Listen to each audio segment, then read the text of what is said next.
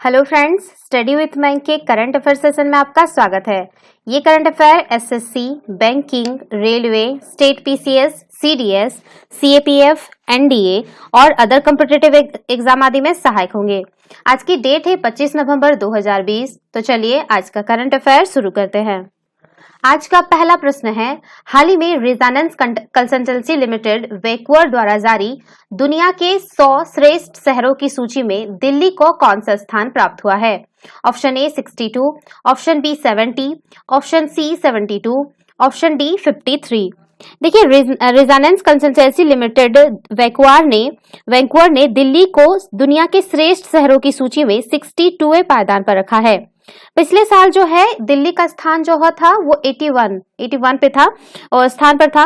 मुख्यमंत्री अरविंद केजरीवाल ने खुशी जताते हुए इस उपलब्धि के लिए दिल्ली वासियों को बधाई दी। आपको बता दें कि इस साल के लिए ये जो है दुनिया के 100 सबसे अच्छे शहरों की सूची में देश में से केवल दिल्ली का नाम ही इस सूची में शामिल हुआ है। यह जो रैंकिंग है, यह रैंकिंग विश्व के 100 ऐसे शहरों को दी गई है जिनकी आबादी जो है 10 लाख से जो है अधिक होगा। ठीक है, 10 लाख से अधिक है। तमाम शहरों के स्थानीय निवासी और प्रवासियों द्वारा सांख्यिकीय प्रदर्शन और गुणात्मक मूल्यांकन को मिलाकर दिए गए अंकों के आधार पर रैंकिंग दी गई है। तो इसका सही आंसर होगा ऑप्शन ए 62। चलिए नेक्स्ट क्वेश्चन पे चलते हैं। हाल ही में चर्चा में रहा ऐतिहासिक होयसल मंदिर कौन से राज्य से संबंधित है? Option A Tamil Nadu, option B Kerala, option C Karnataka, option D Andhra Pradesh. देखिए, हाल ही में जो है कर्नाटक के हासन के पास में ऐतिहासिक होयसल मंदिर के देवी काली की एक मूर्ति जो है वो क्षतिग्रस्त पाई गई है। तो होयसल मंदिर जो है वो पुरातात्विक सर्वेक्षण का एक स्मारक है जो कि 12वीं शताब्दी में बनाया गया था। होयसल वास्तुकला के बारे में बात करें तो होयसल वास्तुकला 11वीं और 14वीं शताब्दी के बीच होयसल साम्राज्य के अंतर्गत विकसित एक वास्तुकला शैली है जो ज्यादातर दक्षिणी कर्नाटक क्षेत्र में केंद्रित है।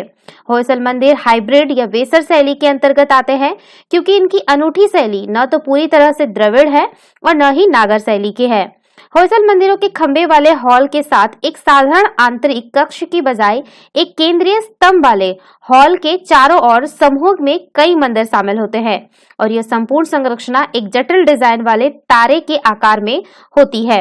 इन मंदिरों की सबसे बड़ी विशेषता यह है कि एक मंदिर एक वर्गाकार मंदिर के आधार पर प्रोजेक्शन कोणों के साथ बेहद जटिल संरचना का निर्माण करते हैं, जिससे इन मंदिरों का विन्यास एक तारे जैसा दिखने लगता है। कुछ अन्य प्रसिद्ध मंदिरों के बारे में बात करें तो होयसलेश्वर मंदिर जो कि कर्नाटक की हैलेबीड में है, इसे जो है आपका 1150 ईस्वी के होयसल राजा द्वारा काले शिष्ट पत्थर से बनवाया गया था।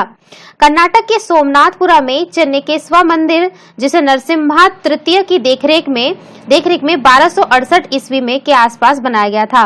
विष्णुवर्धन द्वारा निर्मित कर्नाटक के हसन जिले के वेलूर में केशव मंदिर इसके कुछ अन्य उदाहरण है कर्नाटक के, ध्यान रखिएगा। ठीक है, तो इसका सही आंसर होगा ऑप्शन सी कर्नाटक। चलिए नेक्स्ट क्वेश्चन पे चलते हैं। हाल ही में भारतीय नौसेना ने अंडमान सागर में कौन से देश के साथ द्विपक्षीय समुद्री अभ्यास सिम्बेक्स 20 का मेजबानी किया गया है? Option A Malaysia, option B Myanmar, option C Sri Lanka, option D Singapore. देखिए, हाल ही में जो है वो भारतीय नौसेना अंडमान सागर में 23 से 25 नवंबर 2020 तक 27वें भारत सिंगापुर द्विपक्षीय समुद्री अभ्यास सिम्बेक्स 20 की मेजबानी करेगी। किया गया है, सॉरी, यहाँ पे ध्यान रखिएगा ये 27वां है। ठीक है, 27वां चल रहा है। भारतीय नौसेना और रिपब्लिक ऑफ सिंगापुर नेवी के बीच जो है ये आपका वर्ष 1994 से प्रतिवर्ष आयोजित होने वाले अभ्यास सिम्बेक्स श्रृंखला का उद्देश्य आपसी अंतर संचालन को बढ़ाना और एक दूसरे की सर्वोत्तम प्रथाओं को सीखना है। सिम्बेक्स 2020 में चेतक हेलीकॉप्टर के साथ विध्वंस राणा और स्वदेश निर्मित कॉर्वेट करमुक समेत भारतीय नौसेना के जहाज शामिल हुए। इसके अलावा भारतीय नौसेना की पनडुब्बी सिंधुराज और समुद्री टोही विमान P-8I भी इस अभ्यास में शामिल हुआ। तो इसका सही आंसर होगा ऑप्शन डी सिंगापुर। चलिए नेक्स्ट क्वेश्चन पे चलते हैं। हाल ही में भारत अरब सागर में भारत, सिंगापुर और किस देश के बीच सिटमैक्स 20 सैन्य अभ्यास के दूसरे संस्करण को शुरू किया गया है? Option A Nepal, option B चीन, ऑप्शन सी रूस, ऑप्शन डी थाईलैंड।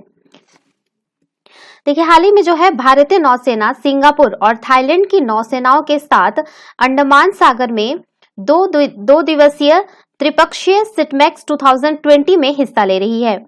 इस युद्धाभ्यास में हथियार चलाना और सतह युद्ध अभ्यास शामिल है। इस युद्धाभ्यास का मकसद तीनों मित्र देशों के बीच क्षेत्रीय समुद्री सुरक्षा को मजबूत करने के लिए समन्वय, सहयोग और साझेदारी का विकास करना है।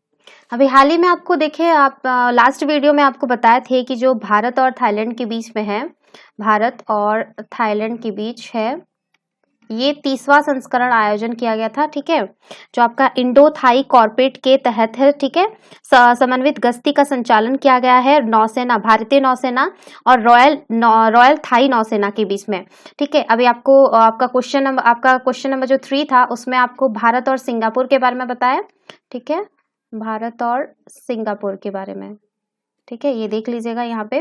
ठीक है, क्या नाम था इसका, आप लिख लीजिएगा सिम्बैक्स 20, जो युद्धाभ्यास का नाम है सिम्बैक्स 20। ठीक है, और अभी आपका यहाँ पे देखिए तीनों एक साथ जॉइंट में कर रहे हैं, त्रिपक्षीय है, भारत, सिंगापुर और आपका थाईलैंड। ठीक है, ये तीनों कर रहे हैं और ये जो युद्धाभ्यास का नाम है ये है सिटमैक्स। ये ध्यान रखिएगा, भारत और थाईलैंड के बीच में, भारत सिंगापुर के बीच में और भारत, सिंगापुर और थाईलैंड, ये तीनों के बीच में। तो इसका सही आंसर होगा ऑप्शन डी थाईलैंड। चलिए नेक्स्ट क्वेश्चन पे चलते हैं। हाल ही में खिलाड़ियों की सुरक्षा में सुधार के लिए अंतर्राष्ट्रीय क्रिकेट परिषद द्वारा जारी नए नियम के अनुसार अंतर्राष्ट्रीय क्रिकेट में खेलने की न्यूनतम आयु कितनी निर्धारित की गई है? ऑप्शन ए 15 वर्ष, ऑप्शन बी 20 वर्ष, ऑप्शन सी 18 वर्ष, ऑप्शन डी 17 वर्ष। देखिए, खिलाड़ियों की सुरक्षा में सुधार के लिए अंतर्राष्ट्रीय क्रिकेट परिषद ने नया नियम जारी करते हुए अंतर्राष्ट्रीय क्रिकेट में खेलने की न्यूनतम आयु निर्धारित कर दी है। अंतर्राष्ट्रीय क्रिकेट परिषद द्वारा जारी नियमों के मुताबिक 15 वर्ष से कम उम्र के किसी भी खिलाड़ी को किसी भी पुरुष या महिला या अंडर 19 अंतर्राष्ट्रीय क्रिकेट में हिस्सा लेने की अनुमति नहीं दी जाएगी। इन नियमों का मुख्य उद्देश्य युवा खिलाड़ियों की सुरक्षा सुनिश्चित करना है। अंतर्राष्ट्रीय क्रिकेट परिषद ने कहा कि अपवाद की स्थिति में कोई भी देश परिषद के समक्ष अपील कर सकता है। ऐसे खिलाड़ियों को अनुमति देते हुए समय अंतर्राष्ट्रीय स्तर पर उनके खेल के अनुभव और मानसिक विकास जैसे कारकों पर ध्यान दिया जाएगा। साथ ही यह भी देखा जाएगा कि खिलाड़ी अंतर्राष्ट्रीय क्रिकेट के दबाव को झेलने में सक्षम है अथवा नहीं। ध्यातव्य है कि अब तक ऐसे केवल 3 ही मामले सामने आए हैं जहां 15 वर्ष से कम उम्र के खिलाड़ियों ने अंतर्राष्ट्रीय स्तर पर अपने देश का प्रतिनिधित्व किया है। इसमें आपका हसन रजा जो है वो पाकिस्तान से, एम घेरिसिम जो रोमानिया और मीत भावसार कुवैत के शामिल हैं। तो इसका सही आंसर होगा ऑप्शन ए 15 वर्ष। चलिए नेक्स्ट क्वेश्चन पे चलते हैं।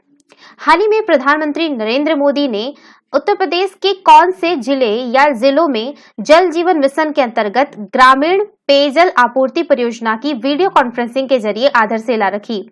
Option A Mirzapur, option B Sonbhadra, option C Prayagraj, option D A और बी दोनों। देखिए, जो हाल ही में है, जो प्रधानमंत्री श्री नरेंद्र मोदी ने उत्तर प्रदेश के विंध्याचल क्षेत्र के मिर्जापुर और सोनभद्र जिलों में जल जीवन मिशन के अंतर्गत ग्रामीण पेयजल आपूर्ति परियोजनाओं की वीडियो कॉन्फ्रेंसिंग के जरिए आधारशिला रखी। प्रधानमंत्री ने इस दौरान ग्रामीण एवं स्वच्छता समिति, पानी समिति के सदस्यों से संवाद भी किया। प्रधानमंत्री ने जिन परियोजनाओं की आधारशिला रखी उनमें जो है आपका 2995 गांव के सभी घरों में जल नल कनेक्शन पहुंचेंगे और उनमें जिलों को करीब 42 लाख की आबादी को लाभ होगा। इन सभी गांवों में ग्रामीण जल एवं स्वच्छता समितियों, पानी समितियों का गठन किया गया है, जो इसके परिचालन और रखरखाव की जिम्मेदारी संभालेंगे। गौरतलब है कि जल जीवन मिशन की शुरुआत के बाद से अब तक लगभग 2 करोड़ 60 लाख से अधिक परिवारों को पेयजल कनेक्शन मुहैया करा गया है। प्रधानमंत्री नरेंद्र मोदी ने जो है आपका 15 अगस्त 2019 को स्वतंत्रता दिवस के मौके पर जल जीवन मिशन की घोषणा की थी। सरकार की इस योजना का मुख्य उद्देश्य जो था 2024 तक सभी घरों को पाइप के जरिए पानी पहुंचाना था। सॉरी पानी पहुंचाना है। तो इसका सही आंसर होगा ऑप्शन डी, ए और बी दोनों। चलिए नेक्स्ट क्वेश्चन पे चलते हैं।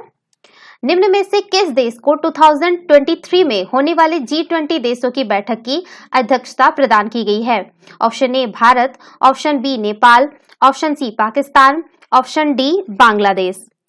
देखिए भारत जो है अब 2023 में G20 शिखर सम्मेलन की मेजबानी करेगा।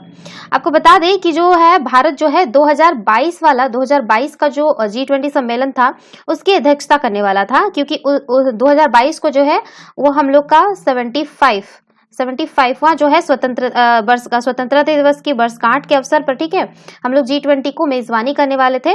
लेकिन जो है इंडोनेशिया सॉरी ध्यान रखिएगा ये, जबकि जो आपका इंडोनेशिया है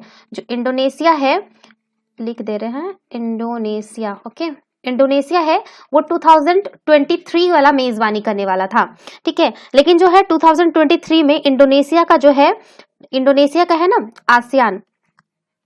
आसियान देशों के सम्मेलन की मेजबानी करना है, तो और भारत को 2022 में G20 देशों के शिखर सम्मेलन की मेजबानी करनी थी। तो जो क्या इंडोनेशिया ने जो है अदला बदली कर दिया। इसका मतलब है कि अब 2022 वाला मेजबानी जो इंडोनेशिया करेगा और 2023 वाला जो है आपका वो भारत मेजबानी करेगा। ध्यान रखिएगा अदला बदली कर दिया गया है, ठीक है। ओके, अब बात करते हैं G20 के बारे में। तो G20 जो है वो 20 देशों का एक समूह है जिसकी बैठक जो है हर साल अलग अलग देशों में आयोजित की जाती है। बात है G20 के गठन के बारे में बात करें तो G20 का गठन जो है आपका 1999 सितंबर में अंतर्राष्ट्रीय वित्तीय स्थिरता को बनाए रखने के लिहाज से किया गया था। साथ ही G20 ब्रेटन वुड्स संस्थागत प्रणाली की रूपरेखा के भीतर आने वाली अहम देशों के बीच अनौपचारिक बातचीत और सहयोग को बढ़ावा देने का काम भी करता है। G20 के सदस्यों के बारे में बात करें तो G20 में 19 देश और यूरोपियन यूनियन शामिल हैं। 19 देशों में आपका अर्जेंटीना, ऑस्ट्रेलिया, ब्राजील, कनाडा, चीन, Germany, France, Bharat, Indonesia, Italy, Japan, Mexico, रूस, सऊदी अरब, दक्षिण अफ्रीका, दक्षिण कोरिया, तुर्की, यूनाइटेड किंगडम और अमेरिका शामिल हैं। तो इसका सही आंसर होगा ऑप्शन ए भारत। चलिए नेक्स्ट क्वेश्चन पे चलते हैं। हाल ही में आयोजित आपराधिक वित्त और क्रिप्टो करेंसी पर चौथे वैश्विक सम्मेलन का प्रतिनिधित्व किसके या किनके द्वारा किया गया? Option A Interpol, option B Europol, option C Basel Institute on Governance, option D उपयुक्त तीनों। देखिए हाल ही में जो है इंटरपोल, यूरोपोल और बेसल इंस्टीट्यूट ऑफ गवर्नेंस द्वारा आयोजित आपराधिक वित्त और क्रिप्टो करेंसी पर चौथे वैश्विक सम्मेलन के 132 देशों के 2000 से अधिक प्रतिनिधित्व ने भाग लिया। यह जो सम्मेलन है वैश्विक स्तर पर आपराधिक वित्त और क्रिप्टो करेंसी के दुरुपयोग को रोकने के हेतु एक पहल है। इसे जो है वर्ष 2016 में इंटरपोल, यूरोपोल और बेसल इंस्टीट्यूट ऑन गवर्नेंस द्वारा शुरू किया गया था। वर्ष 2020 के सम्मेलन से जुड़े प्रमुख तथ्य 18 से 19 नवंबर 2020 तक आपराधिक वित्त और क्रिप्टो करेंसी पर चौथा आभासी वैश्विक सम्मेलन आयोजित किया गया। इस सम्मेलन में विश्व के कई देशों के प्रतिनिधित्व ने भाग लिया। यूरोपोल और यह जो सम्मेलन है इंटरपोल, यूरोपोल और बेसल इंस्टीट्यूट ऑन गवर्नेंस द्वारा मिलकर आयोजित किया गया। इस सम्मेलन में धन शोधन को रोकने हेतु आभासी संपत्ति सेवा प्रदाताओं को विनियमित करने के तरीकों पर क्षमताओं का विस्तार करने की आवश्यकता पर बल दिया गया। इसके अतिरिक्त सम्मेलन में यह भी रेखांकित किया गया कि आभासी संपत्ति की जांच करने के तौर तरीकों को और सुदृढ़ किया जाना चाहिए। तो बात करते हैं तो इसमें आपको पता होगा इंटरपोल के बारे में आया है। इंटरपोल जो है वो एक इंटरनेशनल क्रिमिनल पुलिस ऑर्गेनाइजेशन, ठीक है, इसका पूरा नाम अगर आप देखेंगे तो इसका पूरा नाम इंटरनेशनल क्रिमिनल पुलिस ऑर्गेनाइजेशन है और एक संस्था है जो अंतर्राष्ट्रीय स्तर पर पुलिस के बीच समन्वय का काम करती है। इंटरपोल उन देशों के बीच समन्वय का काम करती है जो इस संस्था के सदस्य हैं। इंटरपोल की स्थापना का जो विचार है वो सबसे पहले आपका 1914 में मोनाको में आयोजित पहली अंतर्राष्ट्रीय आपराधिक पुलिस कांग्रेस में रखा गया और इसके बाद इंटरपोल की स्थापना आधिकारिक रूप से जो है 1923 में की गई और इसका नाम अंतर्राष्ट्रीय अपराध पुलिस आयोग रखा गया।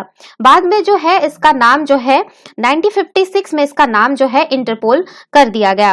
इंटरपोल मुख्य रूप से तीन प्रकार के अपराधों काउंटर टेररिज्म, साइबर अपराध और संगठित अपराध के लिए अपनी पुलिस विशेषज्ञताओं और क्षमताओं का इस्तेमाल करता है। तो इसका सही आंसर होगा ऑप्शन डी, उपर्युक्त तीनों। चलिए नेक्स्ट क्वेश्चन पे चलते हैं। हाल ही में अमेरिका के निर्वाचित राष्ट्रपति जो बाइडेन ने अपनी पत्नी जिल बाइडेन के लिए निम्न में से किस भारतीय मूल की महिला को नीति निदेशक नियुक्त किया गया? Option A Pramila Jayapal, option B Kamala Harris, option C Mala Adiga, option D Medha Narvekar. देखिए, अमेरिका के निर्वाचित राष्ट्रपति जो बाइडेन ने 20 नवंबर 2020 को भारतीय अमेरिकी माला अडिगा को अपनी पत्नी जिल बाइडेन की पॉलिसी डायरेक्टर नियुक्त किया है। इससे पहले जो है माला अडिगा व्हाइट हाउस के वरिष्ठ कर्मचारियों के उप सहायक सचिव रही है। माला अडिगा ने जिल बाइडेन के सीनियर एडवाइजर और बाइडेन कमला हैरिस के कैंपेन में सीनियर पॉलिसी एडवाइजर के रूप में काम किया है। तो इसका सही आंसर होगा ऑप्शन सी माला अडिगा। चलिए नेक्स्ट क्वेश्चन पे चलते हैं। विश्व दूरदर्शन दिवस निम्न में से किस दिन मनाया जाता है? ऑप्शन ए 22 अगस्त, ऑप्शन बी 10 मार्च, ऑप्शन सी 21 नवंबर, ऑप्शन डी 15 अप्रैल। देखिए, विश्व दूरदर्शन दिवस जो है वो प्रत्येक वर्ष 21 नवंबर को मनाया जाता है। दूरदर्शन के बढ़ते प्रभाव को देखते हुए संयुक्त राष्ट्र द्वारा 1996 में इस दिवस को मनाए जाने की पुष्टि की थी। यह विभिन्न प्रमुख आर्थिक और सामाजिक मुद्दों पर ध्यान केंद्रित करते हुए पूरे विश्व में ज्ञान में वृद्धि करने में मदद करता है। विश्व के ऊपर दूरदर्शन के प्रभाव को देखते हुए ही इस दिन की महत्ता का बढ़ता प्रभाव बढ़ा है और इसे विश्व दूरदर्शन दिवस के रूप में मनाया जाता है। तो इसका सही आंसर होगा ऑप्शन सी 21 नवंबर। तो ये था आज के करंट अफेयर। वीडियो पसंद आए तो लाइक, शेयर और कमेंट करना ना भूले। साथ ही साथ चैनल को सब्सक्राइब करना ना भूले। Thanks for watching. Have a nice day. Take care.